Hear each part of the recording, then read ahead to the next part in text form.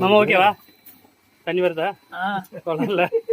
Owner கிட்ட கேட்டலாமா? தண்ணி வருது. ஓனர் கேளு. ஓனர் ஓகேவா? சரி சரி. அவர்தான் ஓனர். உங்க பேரு? குமாருங்களா? சரி ஓகே. விளக்கம் கேளு மச்சி.